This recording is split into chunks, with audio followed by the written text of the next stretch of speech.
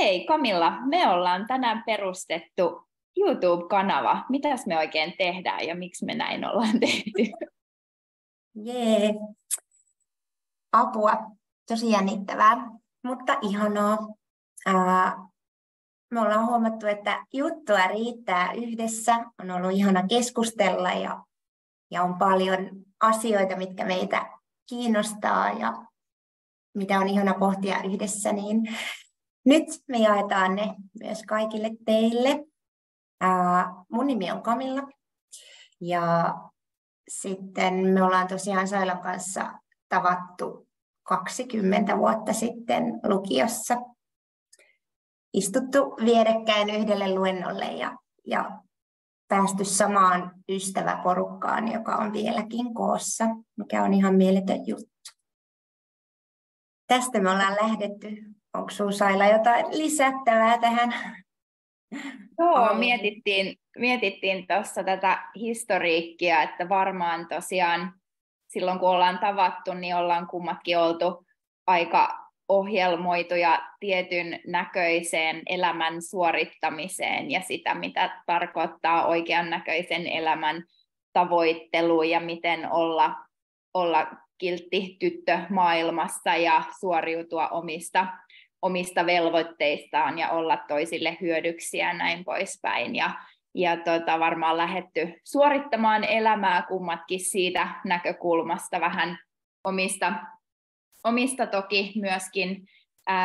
näkökulmistamme käsin, mutta matkan varrella varmaan sitten elämä herätellyt vähän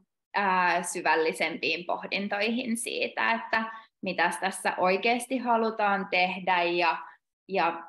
kuka minä olen ja kuka sinä olet ja ketä nämä kaikki meidän kanssakulkijat täällä on ja etenkin sit ne tärkeimmät ihmissuhteet siinä ympärillä ja päädytty siitä varmaan tähän etenkin niin kuin perheteemaan myöskin. Musta on jotenkin ihanaa, kun miettii sinne 20 vuotta taaksepäin. Niin toki ennen jo sitä oli tapahtunut varmasti elämässä asioita, mitkä on niin kuin ollut merkityksellisiä ja suuntaan antavia. Et mun omassa perheessä on ollut läheisen sairastuminen ja se on ehkä saanut sit vielä enemmän siihen kiltin tytön rooliin ja selviytymistilaan. Mutta sitten myös sitä kautta musta on ehkä tullut erityisopettaja ja semmoinen niin kuin oma luonnollinen empatiakyky on saanut niin kuin alustan tietyllä tapaa työelämässä. Ja sitten mitä sitten myöhemmin sen jälkeen on niin kuin tapahtunut omassa elämässä, niin synnytykset on ollut semmoisia mullistavia kiinnekohtia ja toki ne opiskelut myös omalla tavalla, että se itsenäistyminen on siellä tavallaan käynnistynyt. Mutta just puhuttiin siitäkin, että miten alkuun, kun ekaa kertaa opiskelikin, niin näki sen jotenkin niin, että se tieto annetaan mulle ja kaadetaan mulle ja mä teen just niin kuin mulle sanotaan. Joo. Ja kun mun ensimmäinen ammatti oli lastentarhaopettaja, niin kyllä se opiskelu meni siinä, että miten mä tämän suoritan ja miten mä pääsen kursseista läpi. Ja sitten taas kun meni sitten aikuisella uudestaan opiskelemaan erityisopettajaksi, niin siellä alkoi se rohkaistuminen siihen ja siellä vaadittiin sitä, että sä sanot sun oman mielipiteen. Ja sitten siellä oltiinkin vähän, että mikäköhän mun mielipide on, että enhän mä voi sanoa jollekin kasvatustieteen professorille omaa mielipidettä, että hänhän tässä on kertomassa niin kuin mulle. Mutta sieltä pikkuhiljaa se rohkeus lähti ja sitten tosiaan synnytykset ja muut on sitten herättänyt semmoisen todella voimakkaan itsetutkiskelun, että hetkonen, kuka mä oon. Ja että voisiko mullakin olla jotain sanottavaa ja voisiko se mun sanoma olla yhtä arvokas kuin kasvatustieteen professorin tai jonkun ystävän tai pienen lapsen. Että voiko niitä oikeasti arvottaa? Joo, kyllä. Ja nimenomaan siitä omasta kokemuksestahan siinä on varmasti paljolti kyse, etenkin nykyään, kun sieltä teinien tapaamisesta on se 20 vuotta, niin siitä voi fiksut kuuntelijat päätellä meidän tämänhetkistä ikää, eli ihan niin kuin tosiaan ei enää niin nuoria olla kuin silloin oltiin, niin sitten niitä kokemusvuosia kuitenkin elämässä ja elämän eri osa-alueilla rupeaa olemaan jo sen verran, että niin kuin niihinkin voi vedota. Ja sähän muistelit myöskin tässä lähiaikoina meidän yhteisen ystävän kanssa sitä, että tosiaan, että sulla sitä työuraakin on ehtinyt kertyä jo kasvatuksen parissa aika pitkään. Havahduin itsekin, että onhan sitä työuraa takana jo 15 vuotta ainakin, enemmänkin. Ja kaikki, mitä on tehnyt, on ollut suunnattu lapsiin ja opettamiseen. Ja on siitä kovasti nauttinut ja yllättäen se työkokemus on hyvin laaja, koska mä oon vaihdellut monien paikkojen välillä ja tehnyt töitä 0-63-vuotiaiden kanssa. Ja nyt sitä vähän herää se ajatus, että hetkonen, että onhan tässä jo elettyä elämää ja hyviä asioita, ja vaikka kaikki päätökset ei olisi aina ollut niitä parhaita, niin ne on sitten vienyt sitä suuntaa kuitenkin aina kohti sitä oikeaa päätöstä. Että onhan mä 1 vuoden opiskellut myös tietojen käsittelyä, joka sitten ratkaisi sen, että hetkonen, lapset ja kasvatus ja opettaminen onkin se mun juttu. Ja lähden tavoittelemaan sit niitä, että myös ne mutkat on tosi tärkeitä. Ja musta on ollut ihanaa, että musta tuntuu, että meillä on ollut hirveän erilaiset niin kuin tietyllä tapaa elämänpolut. Että mulla on ollut hyvin perhekeskeistä ja mä oon tietyllä tavalla ollut kiinni siinä mun lapsuuden perheessä, koska meistä on tullut tosi läheisiä johtuen meidän kuljetusta polusta, ja se on niin kuin tosi ihanaa, mutta sitten semmoinen itsenäistyminen ja se vahvuus, että mä pärjään myös omana itsenäni ja voin tehdä eri asioita kuin mun sisarukset tai eri asioita, mitä mun vanhemmat on elämässä tehnyt, niin mulla on se vapaus. Enkä mä ole koskaan kokenut, että he on sitä multa pidättänyt, mutta ehkä minä itse olen. Niin sit musta on jotenkin ihanaa, että me ollaan löydetty toisemme, ja sitten taas sun polku on ehkä ollut tämmöinen kansainvälinen, ja sä oot käynyt kauppakorkeakoulun ja niin kuin hyvin tämmöinen ehkä niin kuin eri näkökulmasta, mikä se oma kehitys ja kasvu on ollut. Joo, me muutettiin ulkomaille ensimmäisen kerran silloin, kun mä olin vissiin 7-vuotias, niin mä oon lapsena käynyt jo kansainvälistä koulua, niin sieltä jotenkin tuli semmoinen siemen siitä, että maailmaa täytyy tutkia hyvin myöskin niin kuin kaukaa kotoa, vaikkakin koti ja perhe on aina ollut myöskin tärkeitä teemoja, mutta ehkä niiden tärkeyden on just viime vuosina ymmärtänyt sitten vielä paremmin, että se jotenkin lähti etenkin sen lukiojen jälkeen sitten uudestaan, niin lähti semmoisen kansainvälisen mutkan kautta ennen kuin sitten päädyin kauppakorkeaan vähän niin kuin lukion jatkeena sitten, kun ei ollut sinne hakiessa pakko tietää, mikä minusta tulee isona, niin se kuulosti hyvältä, että voi laajaa alaa, erityyppisiä aiheita siellä sitten opiskella ja miettiä lisää, ja sitten siinä on se kansainvälinen kytky, että voi hakea vaihto-opiskelemaan ja näin, niin se meni aika silleen luontevana siinä, mutta sitten mä havaitsin, että mua kuitenkin aina eniten on kiinnostanut just ensimmäiseksi kaikki yhteiskunnalliseen yrittäjyyteen ja just liiketoiminnan eettisyyteen liittyvät asiat, ja niitä koitin opiskella, ja paljon just kaiken näköistä ehkä niin kuin,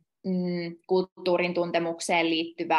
liittyvää tai sitä sivuavaa, mutta sitten tässä matkan varrella ja työkokemuksen myötä on vahvistunut vaan se, että ne ihmiset on se, mikä kiinnostaa, ja että miten me ihmisinä toimitaan niin kuin toimitaan, että ehkä tälleen kuriositeettina, kun mainitsit sun oman tietojen käsittely NS-harha-askeleen, vaikka sekin varmasti opetti just sen, mitä opetti, niin itsekin kauppakorkeasta valmistumisen jälkeen olin nimenomaan IT-firmassa töissä jonkun aikaa, ja se opetti mulle nimenomaan, mitä mä en halua, niin ehkä vaikkakin niin kuin paljon muita hyviä oppeja siinä kokemuksessa myös, mutta et kyllä se tosiaan nimenomaan vahvistui just se ihmiskeskeisyys sit siinä polulla ja erinäköisten muiden kokemusten kautta sitten enemmän ja enemmän päätynyt just silleen yhteisöjen ja yhteisöllisen oppimisen pariin ja sit yksilöiden kasvun ja kehityksen tukemiseen ja valmennuksen opettamiseen ja sit kasvatustieteiden sivuaineen opiskeluun ja näin poispäin, että sit se on tullut sieltä vähän silleen pikkuhiljaa, mutta et ehkä se sitten taas, mikä pamautti mut vähän yllättäen astrologian pariin, oli nimenomaan sitten taas semmoinen pettymys psykologisiin testeihin, koska mä oon niitä kohdannut hyvin monessa käänteessä työuralla ja on ollut niistä aina hirveän kiinnostunut ja tavallaan itseni kehittämisestä kiinnostunut, mutta sitten aina niistä testeistä huomasi, että ne jollain lailla vähän silleen väkisin lokeroi ihmisiä. Ja sitten siinä oli aina vähän semmoinen niin kuin innostus ja pettymys, kun sai kuulla jonkun psykologisen testin tuloksen, että okei, joo, että no ymmärrän ja joo, kyllä tämä osittain mua kuvaa, mutta että niin paljon jää myöskin ulkopuolelle. Ja sitten jossain vaiheessa, kun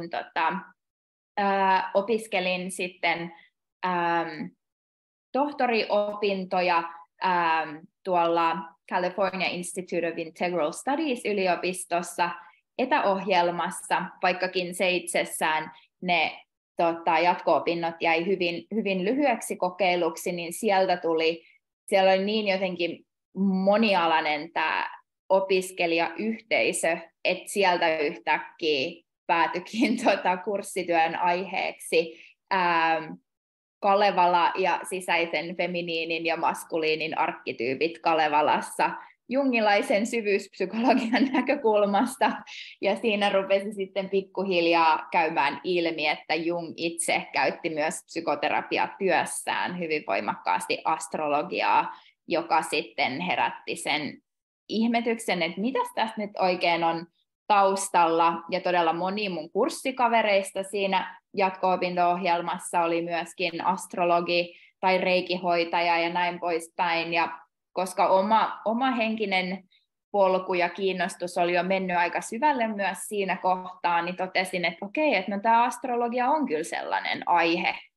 mitä täytyy tutkia enemmän. Ja sitten kävikin niin, että kun rupesin sitä enemmän tutkimaan, niin sitten tuli kuin salamana kirkkaalta taivaalta ihmeellinen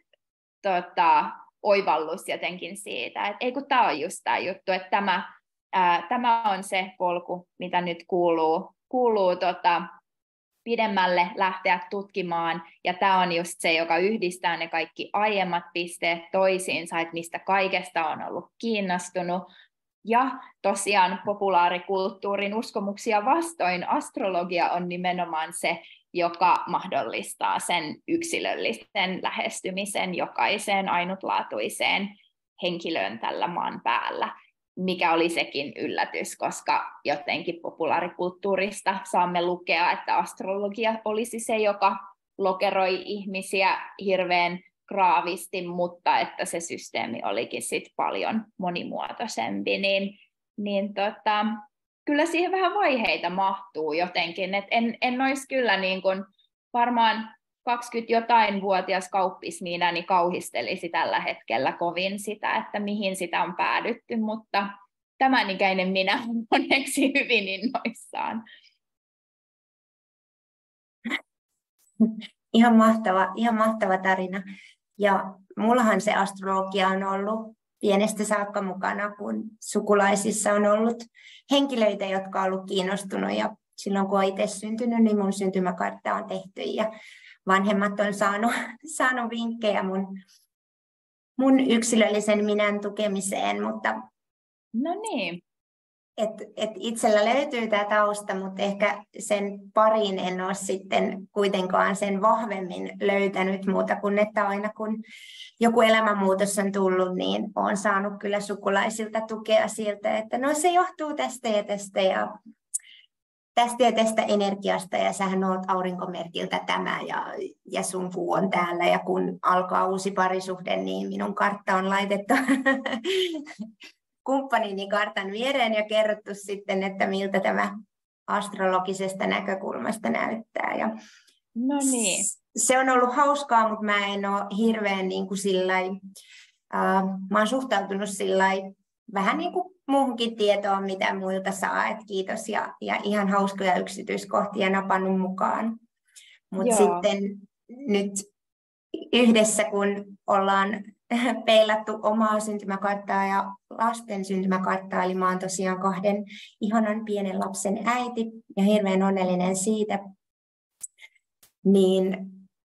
ymmärtänyt ihan uudella tavalla sitä, että mitä hyötyä tietyllä tavalla astrologiasta voi ihmiselle olla. Ja jotenkin nähnyt sen, kun itselle se itsetutkiskelun ja itsensä hyväksymisen tarve tuli siinä kohtaa, kun tulin äidiksi, niin tosi tärkeäksi. Ja mä havaitsin sen, että mä en jaksa olla äiti, jos mä yritän miellyttää koko maailmaa ja olla kaikille kilttiä, jos mulla ei ole mitään omia rajoja, niin silloin mä en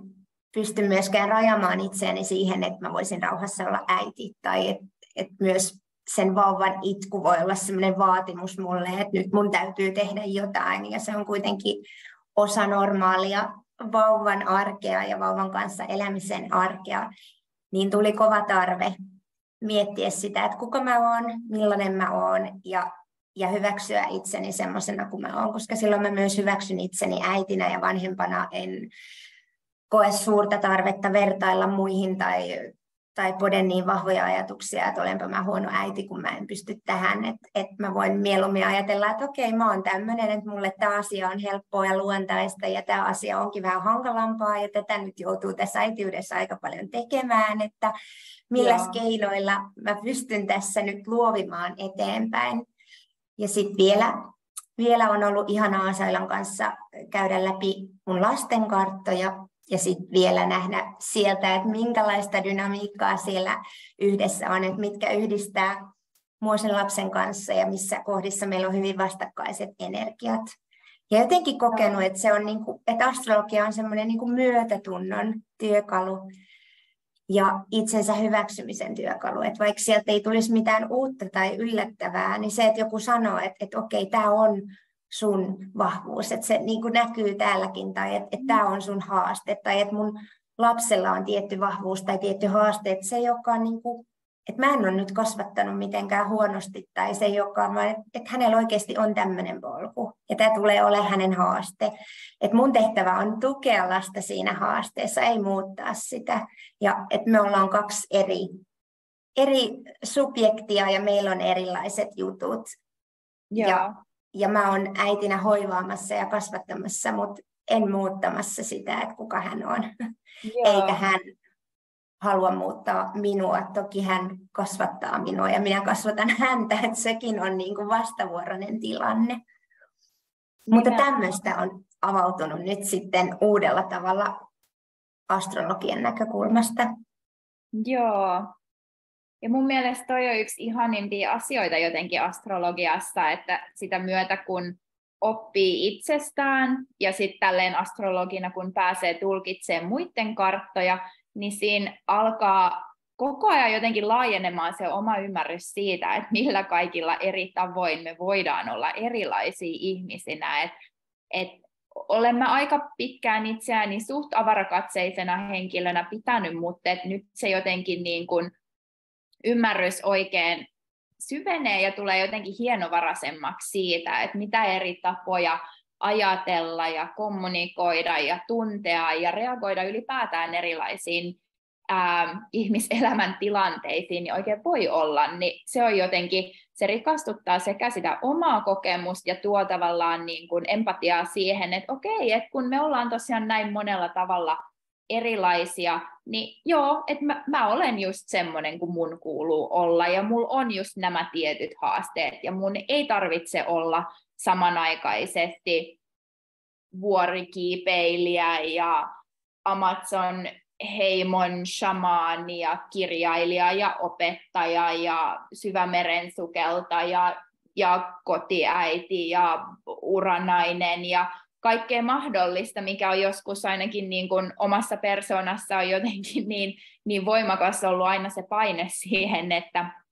jotain suurta tarvitsisi tässä elämässä tehdä, niin sitten sitä on lähtenyt vähän turhan kaukaa lähestyä siihen, että no näitä kaikkia pitää olla yhdessä ihmiselämässä, niin just se, että ymmärtää, että ei, että on ihan ok rajata,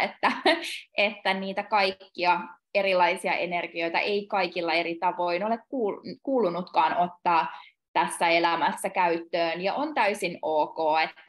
että minulla ei ole välttämättä huippu-urheilijan valmiuksia tai välttämättä akateemikon valmiuksia, vaan että se on sitten jotain ihan muuta, miltä se oma elonpolku näyttää. Ja ne, joilla on nuo edellä mainitut valmiudet, niin aivan mainiota sitten heitä tuetaan nimenomaan sillä polulla, mutta että just sen vielä niin kuin syvällisempi ymmärrys siihen, että se jokaisen polku voi olla todella yksilöllinen. Ja tässä täytyy ehdottomasti mainita opettajani Kirsi Halla-Seppälä, jonka sielun karttakoulutuksen on käynyt läpi, ja hänen ohjauksessa etenkin jotenkin se elävän astrologian ymmärrys on kypsynyt ja varmasti jatkaa kypsymistään tästä eteenpäin varmasti pitkälle edelleen, mutta hänellä on ollut aivan niin kuin huikean suuri vaikutus, ja hänen työ nimenomaan just sen elävän astrologian parissa on aivan täysin huikeaa, ja se, että kyseessä ei ole tosiaan mikään niin kuin random sfääreissä olevien planeettojen tulkinta, vaan että tässä puhutaan nimenomaan elävästä elämästä, joka on hyvinkin niin kuin konkreettisesti läsnä jokaisessa päivässä, ja luonto ja luonnon syklit ja elementit ja ylipäätään niin kuin mytologia ja arkkityypit, miten ne on oikeasti meillä jatkuvasti läsnä, niin siinä on ymmärtänyt, miten hirveän paljon työkaluja on oikeasti tarjolla tähän niin kuin arjen konseptoimiseen ja ymmärtämiseen, ja sit nimenomaan niiden tietyn hetken energioiden mukaan elämiseen, eikä semmoiseen niin kuin väkisin lineaarisuuden yrittämiseen. Ja ehkä tuntuu, että se on aikaisemmin itselläkin ollut kauhean tärkeää, että se menisi tietyllä tapaa, että on ajatellut, että siinä se onni on ja siinä se onnistuminen on, että kun on se virka, on se talo, on ne lapset, on se, ja vaikka ne olisikin asioita osittain, mistä haaveilee tai mitä haluaa, niin ei mulla ainakaan ensinnäkään ole onnistunut tämä millään tavalla, että asiat tapahtuu sitten, kun ne on kypsiä, mutta ne on tapahtunut, jos mä oon niitä valtavasti niin kuin halunnut. Mutta esimerkiksi se, että jos sä ajattelet, että nämä asiat täytyy olla, niin monessa asiassa mulla olisi käynyt aika hassusti, jos mä olisin toteuttanut ne niin. Esimerkiksi tässä kohtaa, kun tuli korona ja tuli Venäjän sota, tapahtuu asioita, mille mä en henkilökohtaisesti voi mitään, ulkoisia muuttujia. Ja ne on ollutkin luojan lykky, että mulla ei ole sitä virkaa tai mulla ei ole sitä asuntolainaa, koska meillä on pienet lapset, niin asiat jostain syystä niin kuin rakentuu sille ihmiselle sopivalla tavalla. Toki sieltä tulee myös niitä muutoksia ja huonoja juttuja, mutta et meidän ei ole tarkoitus istua siihen tiettyyn polkuun, että vanhempi voi olla, vaikka ei ole asuntolainaa tai virkaa, tai virka ja asuntolaina voi olla, vaikka ei olekaan sellainen olo, että haluaisi lapsia tai vanhemmaksi. Et mikään ei ole niin kuin, mikään tämmöinen konkreettinen haave ei ole sidottu tietyllä tapaa aikaan tai paikkaan tai johonkin toiseen tavoitteeseen, niin se on ollut semmoinen kanssa, mitä on tässä nyt lasten myötä niin kuin tajunnut ja ymmärtänyt. Ja just kun itsellä on perheessä ollut läheisen sairastuminen ja sitten mun oma ensimmäinen synnytys oli hätäsektio ja sitten vielä todettiin tämmöinen sydäntauti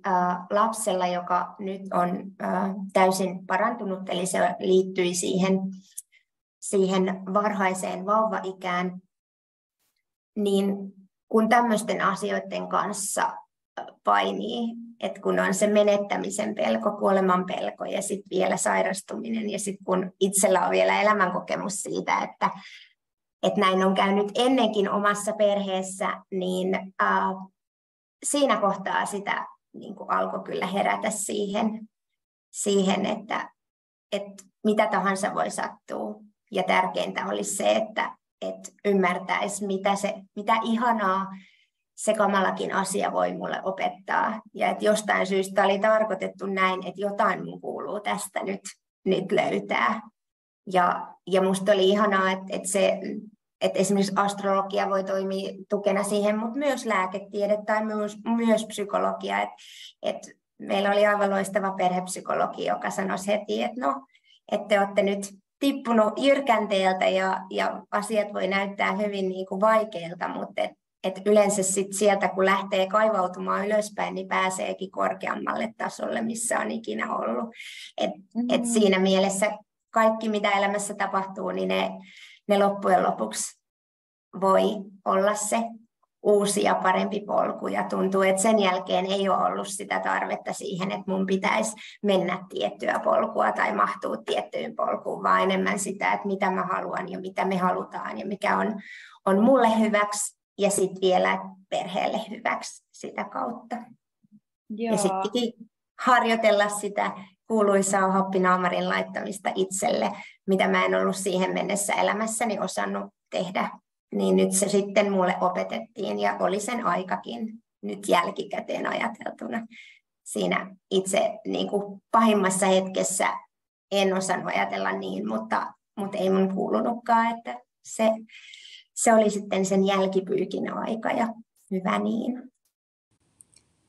Tässä kohtaa Camillan lapsen itku keskeytti meidän sen hetkisen nauhoitustuokion, joten kiitämme kaikkia mielenkiinnosta ja to be continued. Tervetuloa jatkossakin kuuntelemaan. Moikka!